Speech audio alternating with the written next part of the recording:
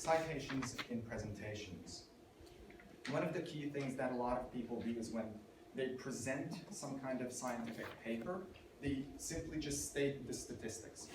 49% of people, so forth and so on. But they don't actually give enough information for the audience to decide to believe this or not.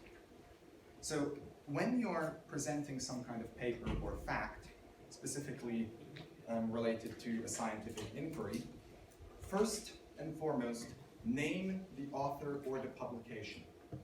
So in this case, you could say, Judi Dench from the New York Times. Okay? Name the person who wrote it or the authors of the publication. Then the next thing is, you don't have to take pictures. Remember, I'll give you the slides.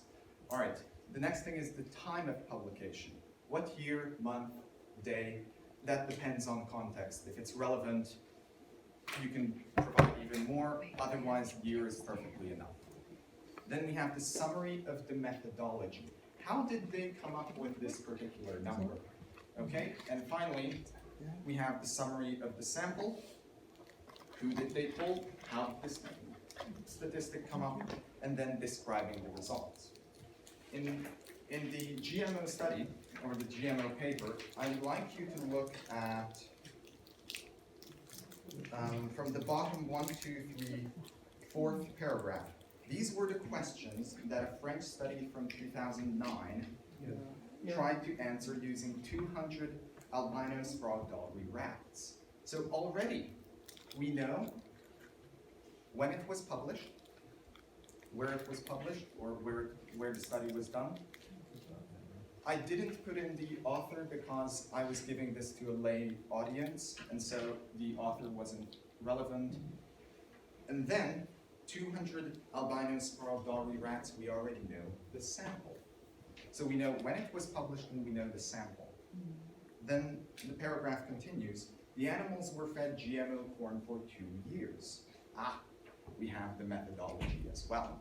So we already know when it was published, how the study was done, and who the study was done to. The study concluded that a lifelong diet of genetically modified corn caused tumors in the rats along with damaged organs. Bingo, we have the result. In one paragraph, everybody in the audience understands the statistic, they understand how it was done and when it was done. So they can make their own decision of whether or not to trust this or not. The problem with saying 49% of people do this, this, this, and this is the audience doesn't have the freedom to choose to decide to believe it or not. Okay, so when you are providing information to your audience, make sure that you provide enough information for them to decide whether to trust it or not. And then, most importantly, always add a slide at the end of your presentation containing all the references. I'm sure all of you have seen this and all of you have done this. But another thing that a lot of people don't do in their presentations is provide a source on the slide.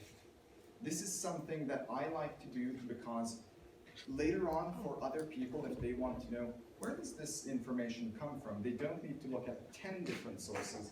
They know, it's that specific source. And so this makes a significant difference in lectures or in presentations when you're presenting information that is highly contested. When most people agree, they won't look at your references. If they disagree,